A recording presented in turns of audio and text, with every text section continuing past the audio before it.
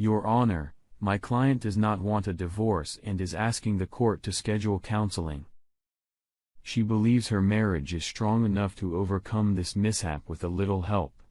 That's what her attorney said. She, meaning my soon-to-be, if I have anything to do with it, ex-wife, Julie. My lawyer stood up. Your Honor, a 12-month affair with several men resulting in a child can hardly be called a mishap, especially when DNA proves that the child is not my client's. We believe there is no benefit in prolonging this fiasco of a marriage. Counseling is not going to change anything. It is because of the child that I am inclined to order counseling. The judge said, the child needs a stable home to grow up. If you think I'm going to raise that cheating bitch's bastard, I said loudly. My lawyer flinched. The judge banged his gavel hard. One more word, and I will hold you in contempt. He shouted at me. I am ordering 1 month of counseling at 2 sessions a week. You will attend Mr. Stedman or else. He stared at me intently for a moment, then banged the gavel again. That's all. Julie, my ex-wife, looked smug as I entered the counselor's office. I'm Dr. Sullivan, but you can call me Gerald. Can I call you Brian? He smiled at me. No, you can't. You can address me as Mr. Stedman. Brian, that won't be necessary. Julie started. You don't have to address me at all, bitch. I snapped at her. I think we need to calm down. Dr. Sullivan said, please, Mr. Stedman, have a seat. He pointed to one of the chairs side by side in front of his desk. I pushed the chair a good meter and a half away from the chair. Julie was sitting in and plopped into it. Gerald said. Okay. He began. I couldn't hear anything else as I pulled out a set of wireless headphones, put them in my ears and started listening to music from my phone. Gerald looked at me in silence and then started talking to Julie. I couldn't hear what he was saying and just kept playing with my phone while listening to music. After about 15 minutes, I saw Julie stand up.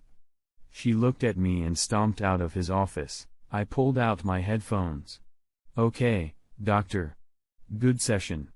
I'll see you Thursday. I'm canceling sessions and sending my report to the judge. Even better, I'm out of the office. The judge wasn't happy. Give me one good reason why I shouldn't hold your client in contempt, he snarled at my attorney. Your Honor, you ordered my client to attend the sessions. He attended the first session as ordered. The remaining sessions were canceled by the counselor. The counselor's report clearly states that he made no attempt to participate in the session. He wore headphones and ignored them throughout. The judge replied. The order was for him to be present. My counselor replied, he was present. Given that counsel believed that from continuance would be of no benefit, I would like to ask you to grant the divorce as per the motion. Not on your life, said the judge. I am ordering 4 weeks of counseling. Mr. Stedman will attend them and will become involved. When I arrived, the office was furnished in exactly the same style as before. 2 chairs, half a meter apart, stood opposite the doctor's desk. He sat behind it. There was nothing on the desk, but a yellow notebook and a photograph of a pretty woman whom I guessed to be about 30 years old, and a child who looked to be about 6 years old. Mr. Stedman, said the doctor, please have a seat. I started to move the chair again. Julie held out her hand to stop me, and I jumped back. I am notifying you both that any physical contact will be considered an attack on my person and will be met with appropriate force in response, I said, Julie stepping back. I pushed the chair back again and sat in it. Pulled out my cell phone again. Mr. Stedman, the judge has ordered you to attend the hearing. I know. I said, I'm using my phone to record the session to prove my participation. My attorney says some counselors have been known to have their own agendas since my soon-to-be ex-wife has been seeing you for quite some time. I feel that you have already developed a relationship with her that could work against me. What if I don't want you to record the sessions? The doctor asked. Then I will go back to the court and demand another counselor. I replied. I have that option. The only reason I didn't is because it would cause even more delays. Julie, how do you feel about the sessions being recorded? He looked at her. Never mind, she said, waving her hand. Can we just get started? Okay, Gerald said. What I'd like to do first before we start, I interrupted him. Can I ask you a question? Of course, he said. You can ask questions at any time. I may ask you to refrain from asking at certain points in the process, but right now go ahead. He smiled encouragingly at me. Have you slept with her yet? Julie sighed, but Gerald didn't seem embarrassed by that. No. Julie and I have not and will not have any sexual contact, he said softly.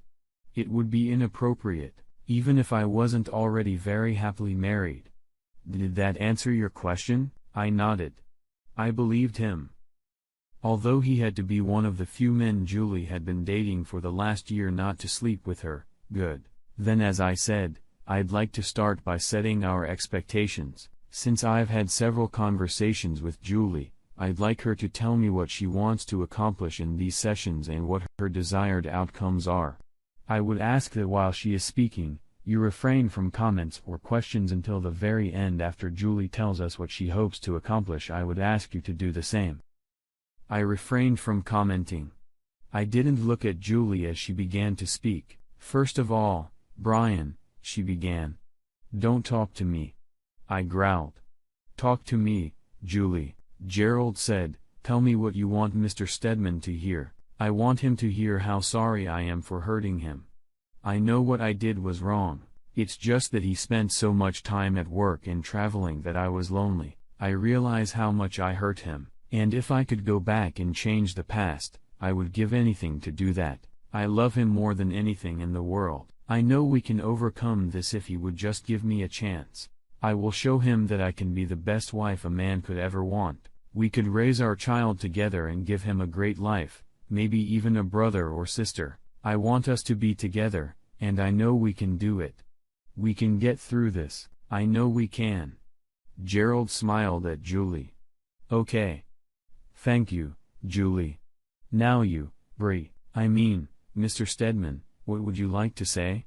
I looked at him. I'd like to see that cheating cheater gang raped infected with a rare and incurable venereal disease and die a slow and agonizing death.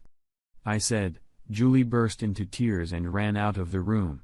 That was useless. Gerald remarked. And I don't wanna be useless. The bitch spent a year hooking up with half the men in town, got pregnant and tried to pass the baby off his mind. If I hadn't gotten suspicious and demanded a DNA test, now I'd even be forced to pay child support on some other bastard's kid. Tell me, Doc, how exactly am I supposed to act? It's natural to be angry, but you have to look through the prism of anger at what you had. He replied. Do you even know what you're talking about? I snapped at him. Have you ever had the love of your life, the person you trusted with your heart and soul, and for whom you would literally die to protect shit on you so badly that you questioned your own sanity? When I found out what was going on, I wanted to die. I seriously considered killing myself. How can someone who professes to love another person hurt them so much that they drive them to suicide? Also, you'll notice she never once said she regretted what she did. Not for fucking all those men, not for lying time after time, not for getting knocked up and not even being able to guess who the father of the baby is. The only thing she is sure of is that it wasn't the man who should have given her the baby, namely so since you have no idea what it's like to be in my position, don't sit here with your sanctimonious smile and bookish education and tell me I should look past my anger. Right now, my anger is all I have. Just let me get this cheating wench out of my life and try to rebuild some of the pieces she left me. Does that count as participation? I snapped at him as I left his office. When I got home, I decided to prepare a little for the next session. Maybe I could prove my point. I've asked Julie to let us do this session without her, Gerald said when I walked into his office the following week. I feel like we can accomplish more in face-to-face mode to begin with. If it still counts towards the court-ordered counseling, I'm more than happy not to be in the same room with this lady. I sat down, placing the A4 envelope I brought on my lap. Can we try to refrain from name-calling? Please, it's unconstructive and only gets in the way. I don't want to be constructive. I just wanna get through these sessions and get this row crap out of my life forever. I didn't want these sessions at all.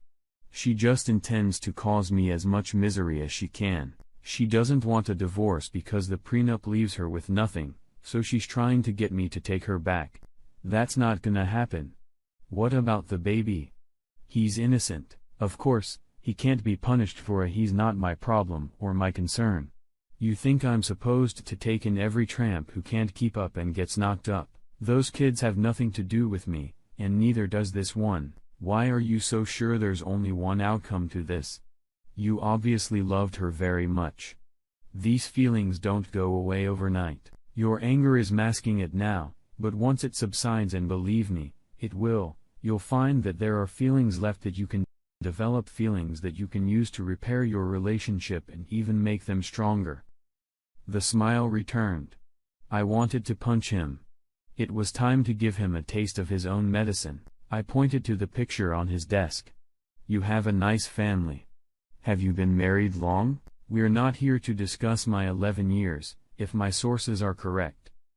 In love since childhood, married right out of college, waiting for you to have kids, and then little Ethan showed up. He's 9 now. And this picture must have been taken a couple years ago. How did he started? Did you know that your dear Cheryl has secrets of her own? I continued. Maybe you know that when she says she's at her Pilates class on Wednesday afternoons and you're at work, she's actually at the Motel 8 on Patterson, fucking her personal trainer. That's ridiculous, he stammered, but I could see he wasn't sure. He went very pale. Really? I said, pulling some pictures out of an envelope. I laid them out one by one on his desk. They showed a beautiful slender woman entering a hotel room with a young man. He had his arm around her waist, and they were looking at each other lovingly. I pulled out the DVD and put it on his desk as well. It also has footage from inside the room if you want real proof of what they were doing. It's pretty graphic, so I wouldn't watch that if I were you. I made that mistake when I got the private investigator's report. That footage will haunt me for the rest of my life. He looked like he was about to throw up. Oh, and one more thing, I said. Ethan. No, he said quietly. Please God. No. I pulled the DNA report out of the envelope. It looked like the fitness instructor wasn't the first. I think he would be too young to be Ethan's father, but whoever the father is, it's not you, I said quietly. He got up and ran to the bathroom, which I realized was right next to his office. I heard him vomit noisily into the toilet. Do you understand now? I asked him as he sank back into the chair again. Tears were streaming down his face. He looked at me with dead eyes. Now do you understand the pain she caused me and why I have to cut her out of my life? He nodded languidly. Good. I said. Now there is one more thing you need to know. He looked at me with a look of horror on his face. Is there something else? He asked pitifully. It's all a fake. I replied. None of what I have just shown you is true. As far as I know, your wife is as loving and faithful as you thought, and Ethan is your son. But the pictures, he asked. Photoshop. It's amazing what you can do with a few social media posts and a little time and effort, I replied grimly. If you'd given them to someone who was even remotely competent, you'd have been told they were all forgeries. I pulled some more pictures out of the envelope. But to prove it, here are the originals I created them from. His face began to color and I wondered if he was going to attack me. DVD? He asked. Blank. DNA report. It's actually a DNA report on my cheating, Kent's baby. I just changed the names and dates. He sat stunned for several minutes, fresh tears beginning to run down his face. Why did you do that? What do you think you could accomplish by destroying my marriage and my life? He asked. That was not my intention. That's why I told you almost immediately that the whole thing was a fake. I didn't want you or your family to be permanently harmed at all. I just wanted you for once to actually understand the pain I went through, the feelings of loss, anger, and resentment. For a few minutes, you experienced it, and I'm still experiencing it. Your short-term suffering is my life now and in the future, making me sit here with this bitch listening to her babble about how much she loves me and wants me back means I have to keep reliving that pain over and over and over again. There are laws about cruel and unusual punishment. Why don't they apply in this case? I just want to move on. Try to gather what little I have left and move on. Why can't you in the court let me do that? I gathered all the papers from the table and put them back in the envelope. I'll leave it to you to handle, I said. I'm sorry to have to do this, but I need you to understand. I left his office. Your Honor, I have a report of the court-ordered counseling sessions that my client was required to attend. My attorney addressed the judge again. I have a copy. The judge growled. It appears that the counselor believes that even after 3 sessions out of the 8 sessions ordered by the court, this marriage cannot be saved, and that for the well-being of all parties involved, including the child, the best solution is to allow it to dissolve. Yes, Your Honor. I ask that you order that the divorce be finalized as stated. The judge looked at me for a long second. I looked straight ahead, not wanting to look him in the eye. It's settled, he finally said, banging his gavel.